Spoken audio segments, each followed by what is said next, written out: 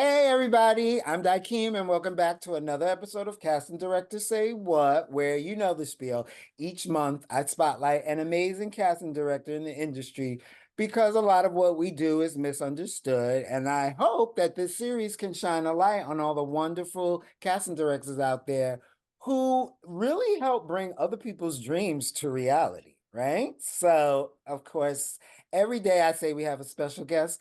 But this person is a really special guest. Tell me your name. My name is Freya Krasnow. It is. I didn't know that. I'm joking. I know and love Freya Krasnow. Everybody say hi to Freya. All right. So, Freya, thanks for joining me. Thank you. All right. So, let's get started. Now, how did you get started in casting? Well, as you know, Jaikeem, I got started the same time you did. You did. Yeah. We both had internships together at a commercial casting office. And I don't know how I ended up there, to be honest. I was trying to remember. Like somehow I got there and it So was weird, right? When you think destiny. about it. Yeah. Sometimes I forget when you actually started. I'm like, when did Freya start? Didn't we start at the same time? I think so, but I was an intern and I was like the in and out intern. I wasn't really the I good. was an intern too. I think you were a little bit And better intern than I was. I was an intern too, and all of a sudden I was like, I'm totally into this. This like connects everything I've been thinking about. And we had the best time. Be like, And I loved like being with you, and I loved being, creative and with and in the like trenches. And we were up till 4 in the morning sometimes, like dubbing tapes and getting it to FedEx on time. There were no links, there was no there was like, it's so crazy how things have changed so fast because um there wasn't breakdown or New York casting or anything. It was like right, agents called and pitched people. that's right. And then they like the people we worked for would like circle or highlight, and then we would set them up. And yeah, we both got assistant jobs the same time. I think we got really lucky when we started when we did and had to do all that rough stuff because that Yeah, I three-quarter think stuff so. and CD. Because remember, it started three quarters and then it slowly transferred to like three quarters and videotapes, then And then CD. it was VHS, and then it was DVD. We were like, oh, DVD is amazing. It's so funny. So funny now to think about like what we had to go through. But I always think that it was like grad school It really was, right? casting. Felt like you got to be fast. You got to see 100 people. You got to learn how to give directions so that people understand you and your day goes by. You got to Quick. write those cue cards neatly. Oh my God, those cue cards. But I now, loved writing cue cards. It was so fun. and relaxing. It was like the most relaxing part of our Relaxing. day, Yeah, right? it And was then when like they would the come in best. and ignore them, I'd be like, do you know the time I put into making this Yeah. Do card? you Please see don't how ignore me. beautiful these letters are that I put there? Now, Freya, we worked together for a while, but then you started to expand. What happened to your journey after Liz Lewis? I sort of I decided to move to LA. I Hmm. was like, I want to work on films and I want to leave New York and I want to live somewhere else in my life, Hmm. not just in New York. And I went to LA and I ended up working on films, but in A lot between of the film. films, a lot of films, but in between the films, I worked on commercials. Hmm. So Like I most still like casting directors do. I existed in both worlds. Hmm. So we would have these like long film times where it would, be stressful, but it'd take a long time for like 4 roles. And then you'd have like 4 days for 4 roles if we were working on like some commercial.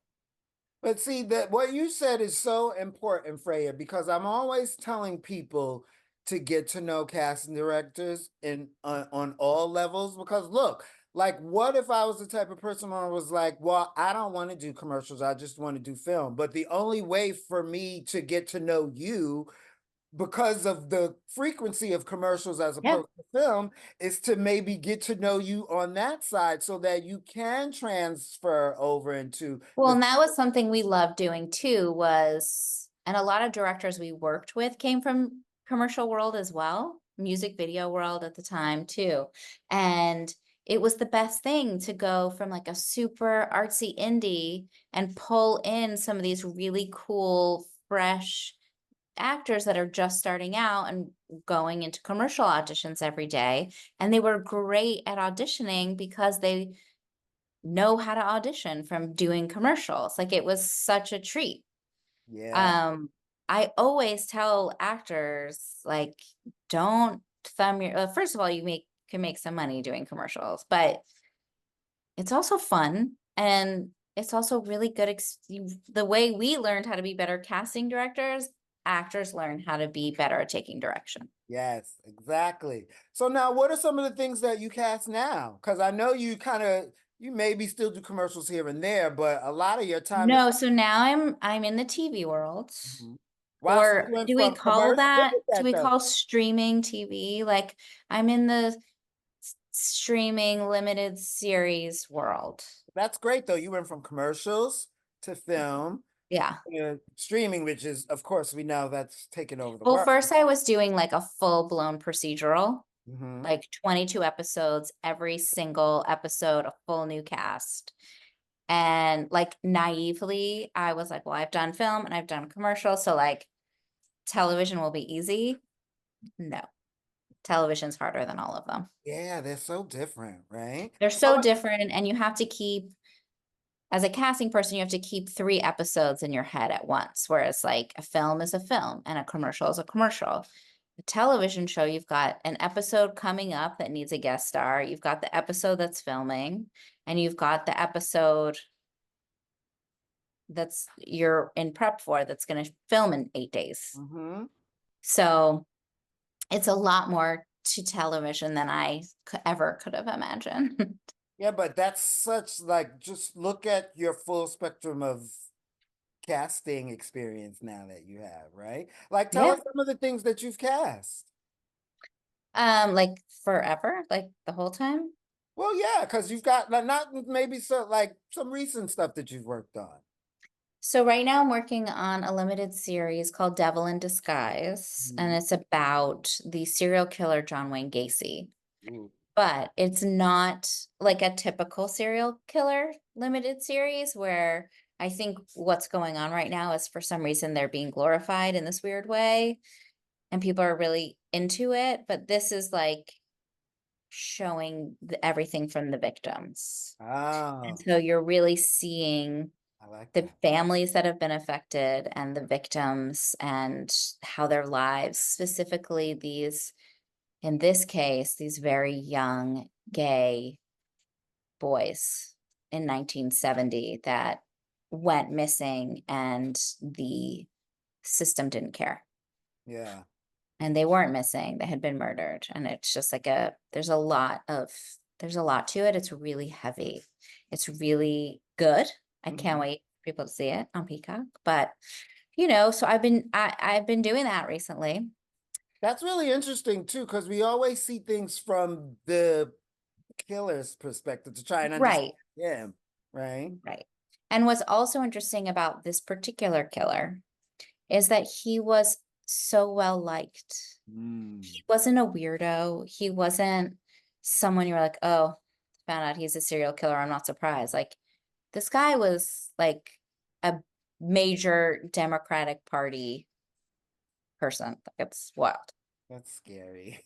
Yeah, it's really so messed up. The whole thing is very messed up. But before that, I worked on the Dr. Death series, Which great. It scared the hell out which of me. I was scared to tell my mother to watch it, but she did. We were both like, that was good, but God, no one will ever trust a doctor again. no, I know it's like you just want to forget it right away. Yeah. I know. It's so bad. But I worked on more like networky things. I worked on Quantico. I worked on Mysteries of Laura. We've been working on video games, which is really cool. Some people are trying to make video games more of a character driven Yeah. um genre, I guess, and Mhm. like trying to merge the worlds together. Mhm. And so I've done a couple video games, which is fun, and a couple shorts, a couple everything, like a film, but just been very busy. Well, so now that leads me to my next question. Why casting? What about this side of the industry do you love that keeps you doing it for as many years as you and I have both been doing it? Because it's not always like sunshine and rainbows. No, it's definitely not. It's like sort of people think like, oh, this is so great. You just like think of people and like write them down and then like give them parts, and it's just not at all. I You know, I wish it think was that. sometimes maybe that happens in an occasion, but not really all the time. I mean, I'm a people person. I love connecting people. I love puzzles. I love putting it all together. Um, I loved film growing up. I loved theater. I loved, this industry, and I was trying to figure out where my talents, like where the niche would be for me. Mhm. And this is it, like connecting the right actor for the right part. And like Beth Bowling always says, the right person ends up on set. And Yeah. you could have someone fall out and you have to recast, and it's crazy, and you want to pull your hair out, and oh my God, it's not going to happen. And you end up casting this one person and then it's perfect. And it's the There's a magical element about it that you can't explain. And it's the creative side too. Like it's never the process might be similar and that might have some repetitious things to it, but it's still like creative and new and ooh, what we're gonna do today, how we're gonna find this out, how we're gonna help these actors, how we're gonna organize this in the right way. So it's not like it's A, B, C every day. And I know for me, that's one of the things that has kept me in it for such a long time is the creative process. Yeah, and every job is different.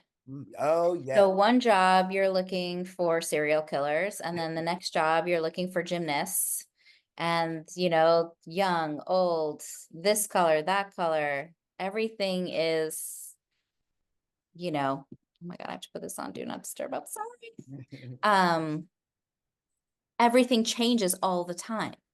Like, even though you might see the same scene like 20 times a day, in It's 3 months, you're going to see something completely different. You're mhm. going to jump into a completely new world. You're going to learn a completely different culture. It's incredible. And it's a learning experience too, right? Yes. It's all Now, learned. Everything's n- now, what is your perspective on the current state of the casting industry, and what do you think actors should understand about it now? Because boy, has it changed very rapidly, like in the last few years.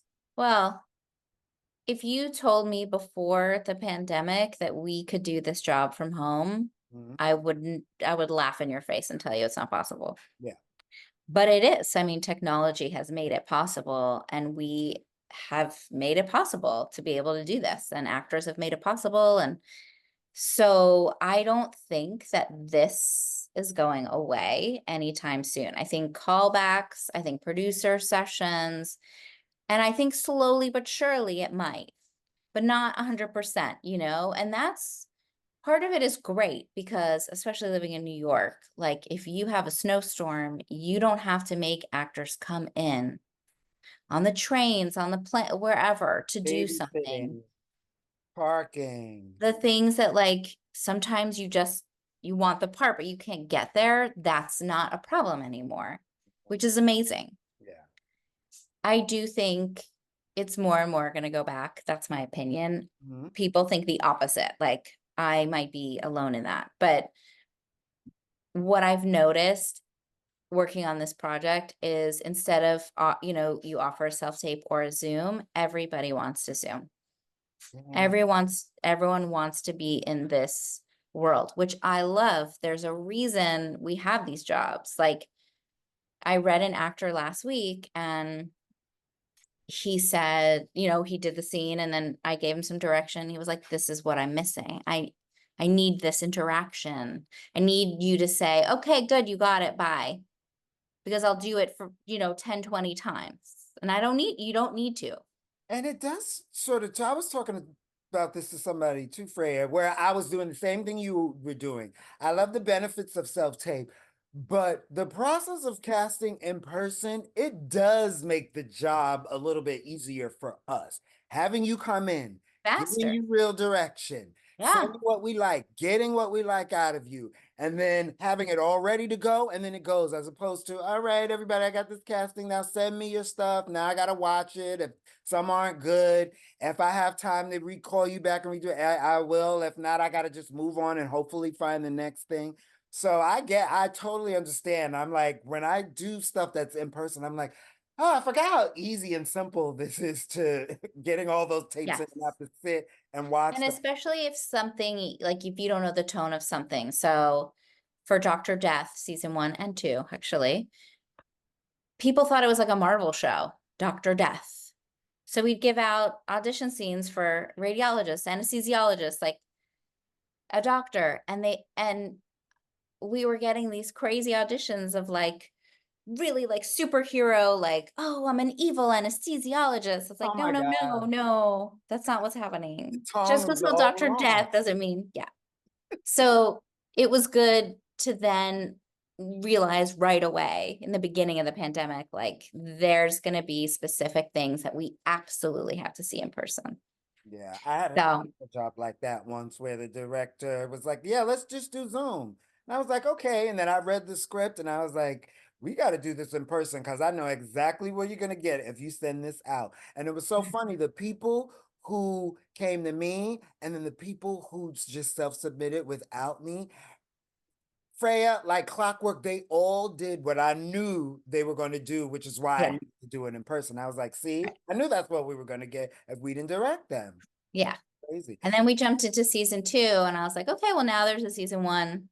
Everybody should know. Everyone will know. There's a podcast. Everyone will know, but Nope. alas, was not the case. They still need that guidance from us, right? Needed, yes, and I mean that's what we do. That's why we do it. I don't want to sit here watching self tapes all day. Like I understand some casting people do. I don't. I know I like talking to people. You and I we came up at the same place, so we're all very, hey, what's going on? Yeah. Chat, chat, chat. We want to get you comfortable in the room so that you're like, oh, I'm just in here with my friend now. All right, now I'm really feeling comfortable. When we were like having real, in person, like lots of auditions every day. I think I was working on maybe Katie Keene or something like that. And there would be like a lot of people in the hallway, and I would go right into commercial mode. Like, okay, Give them the everyone, direction I'm going to give you outside, the right? direction outside. We're going to talk about it. The next two, this is who's up, this is who's on deck, and this is who's like in the hole, whatever you say. And so I would, go into like commercial mode, and everyone at the office would be like, oh, here comes Freya, commercial Freya. I But just that, but go, that it's gave like them so, triggered. but that gave them so much to think about outside the room so they could Yeah, prepare, right? exactly. It was so great. I loved it. Now, what's one misunderstanding about being a casting director that drives you crazy? Because everybody thinks they know what we do, and sometimes they don't.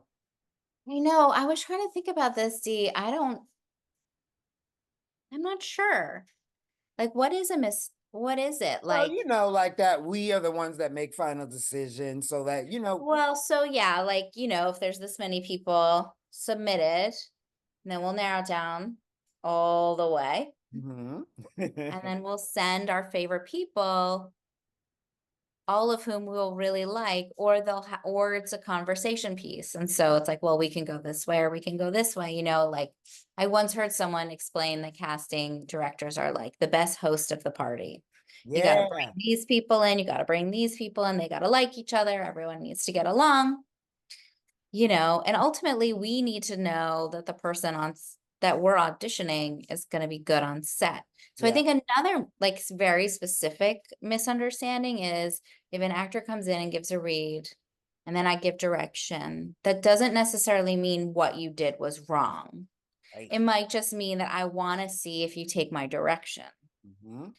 and that if you can change and if you're stuck one way. And Yes, if you're stuck that way, then I know that you're stuck that way. And if you're not, then I know that we can play with it. And maybe I'd send the first take, or maybe I'd only give you a small direction to go in the same place and I would send the second one. But I think actors come in like, oh, she gave me direction. So like I didn't get it. It's like right. And that's not true. And I think it's important for them to understand that I'm always saying this, on your journey in this career, you don't get a lot of support on your way up, except from the casting directors who we need Want you to and get the want job. you to do well, right? Yeah. So a lot of times when we're even giving you a redirection, like you said, it's not because you did something bad. Maybe it's because we really like you and we want these people who are going to make the final decision to really understand what type of talent you are and what type of talent you have. And we really want to give them a great example of that, right? We're your Yeah. cheerleaders in the room. Yes. And we all have the answers to the test, right? It's like we're trying to help you Yes, get to the next page, but you exactly. gotta, play with us. Now, what do you think new actors should be doing if they want to get started in this industry? Like, what realistic advice would you give some actors? Like, hey, I saw that interview that Dakeem did with you, and it inspired me to be an actor. But like, what do I do? What do you think I should do to get started? I think if you want to be an actor, you gotta really want to be an actor. Oh yeah. You gotta like, if someone says, well, do you really want to do this or would you rather be a painter? And if you waver, Mm-hmm. then you should be a painter. Yeah. You should only do this if there's nothing else on the planet that you want to do. You have to have the passion. You have to have the drive. You have to have the self-discipline. It's hard. It's really hard to be an actor. It's hard to be a casting director. We're in the same boat. You're going from job to job. You're interviewing for jobs constantly. And it's not an easy place to be. But One thing I like to tell actors starting out actually is like if you live in New York, you should watch every show that's in New York. You should understand the differences between the shows. What's a procedural versus what's a streaming, what's on ABC versus what's on Disney Plus. You find patterns. I did that when I moved back to New York and I started working in television. Like I started to watch all the shows to get familiar with what's out there, but also familiar with the actors and what people do. And you'll see that like every show is different, but you can find the patterns, throughout. Mhm. And I think that's like keeps you engaged and it keeps you thinking like, oh, the guy who just came on and was the waiter but spoke with a French accent or spoke in French, I can speak Spanish. So I should make sure to put that on my resume. Maybe that's something good for me too. Like always be doing your homework, always be watching things. I would say like Blue Bloods is over now, but like everyone's busy in life. So like you should watch an episode of Blue Bloods before you go into audition. Mhm. Absolutely. You should be pretty like if you get an audition but you're working till 10 o'clock at night and you have it the next day, at least you have in the back of your head, I've Yes. seen that show. Right. I know where they're coming from. I know what this role is going to be, especially in the very beginning when your part is just to serve the scene. You're Yes. helping move the plot along. You're helping the main character come to a realization. You're helping get them from point A to point B. You're Mhm. serving other people. It's not about you. Right. You have to let that go. And so you have to figure out the tone of the show and how you could fit into it. And so it's a lot of homework. Yeah. Yeah, you can't be lazy. And I love the thing that you said in the beginning. First and foremost, even before you start to pursue this career, sit down and ask yourself how bad you really want it and if there's anything else you could consider because it's part of the journey. You got to know what you're getting into because like everything, it's going to have some ups and downs and you got to decide, how you want to deal with that, right? Yeah. And what you're willing to do and how long it's going to take. And you don't just start and then get the lead somewhere. You've got to like work your way up, especially in television.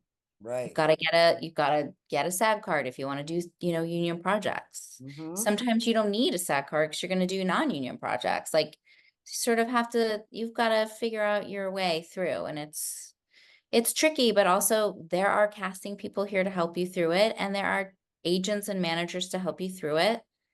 And it's sort of navigating all of that. It's, not easy. That's great what you said because that's kind of like part of doing your research and your homework, which brings me to my next question because a lot of actors get into this business and they forget that it's a business, right? And one aspect of part of doing your research and your homework and everything that you're saying is, you eventually got to start networking with people and trying to be seen and let people know that you even exist so they can consider you for anything. So one thing that I was always hard for me in the industry was networking and making connections with people. What advice do you have for actors when it comes to network? Like, are you a person that likes to be contacted? How do you like to be contacted? And what some of the things that get your attention or you things that you're just like, I'm not even going to pay attention to this? I think I don't mind being emailed, but it has to be for a reason. Yeah, Here's my new reel, here's my new headshot, something that's tangible. yeah.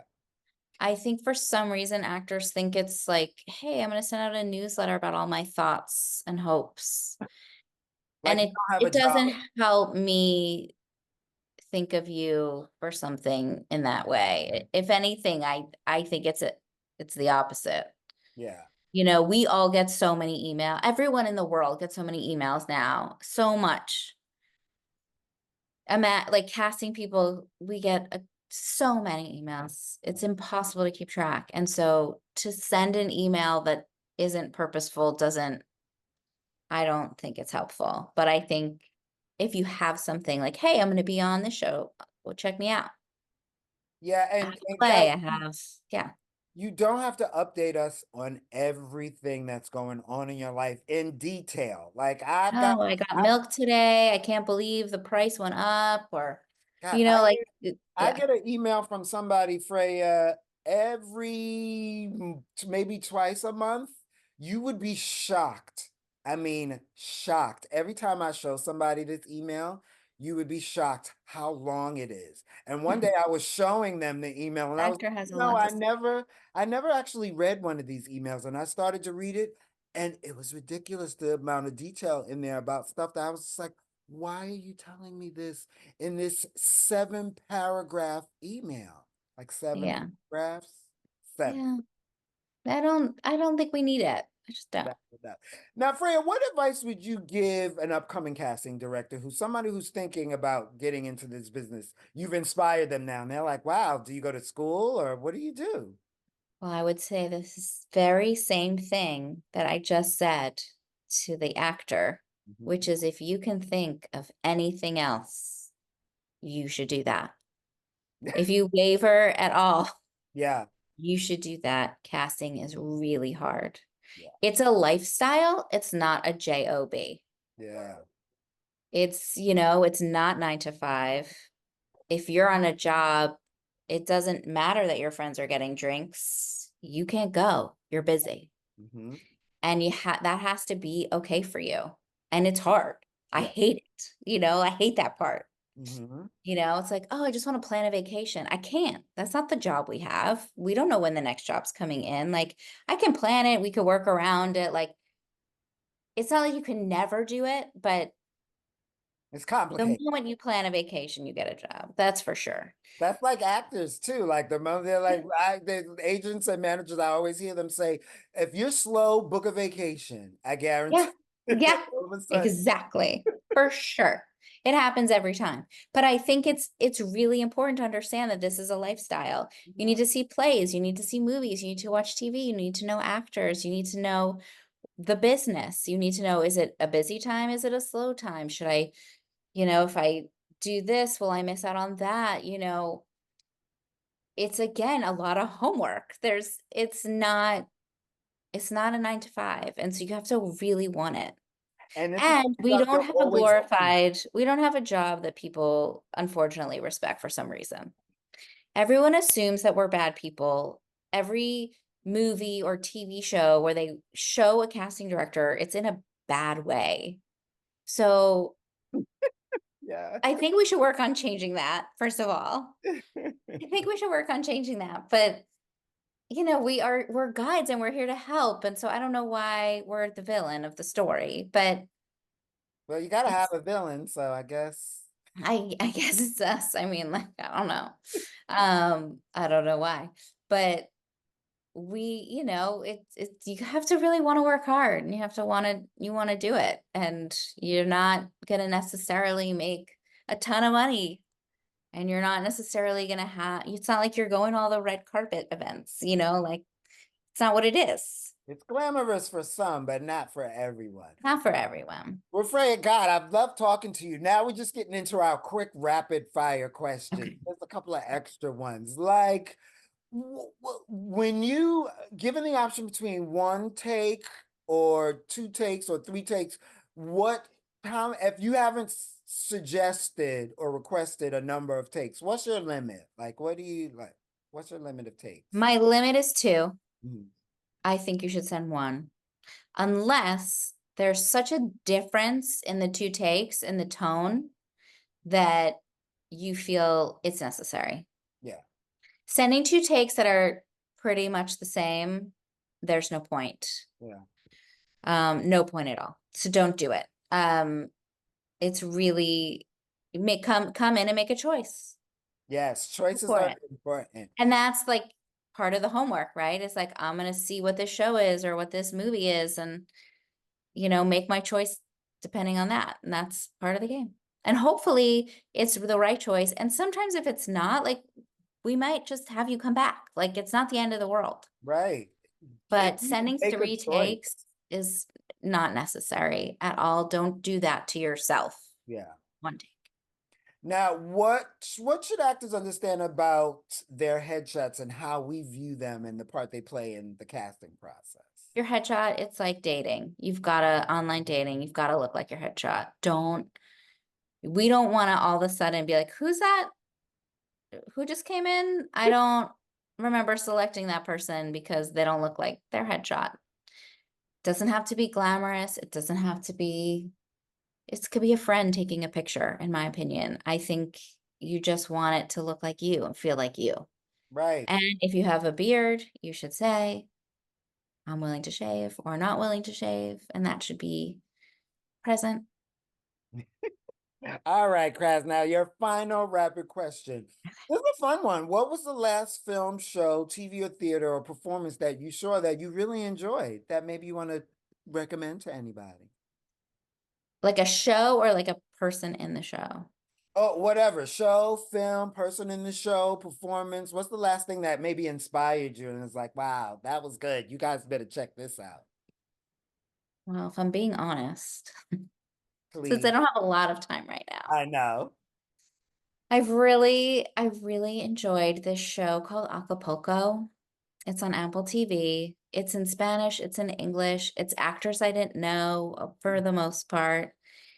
It's colorful and thoughtful and heartwarming. And you just don't see a lot of that right now. It's really dark out there. And sometimes you just need some light, and it brings so much light and joy. And the actors are adorable and fun. And for us, it's great. You're learning people you didn't know. And I mean, if I'm being honest, that's, Acapulco. Now you've that's what, intrigued me. Now I want to check that out. Thank you for that recommendation.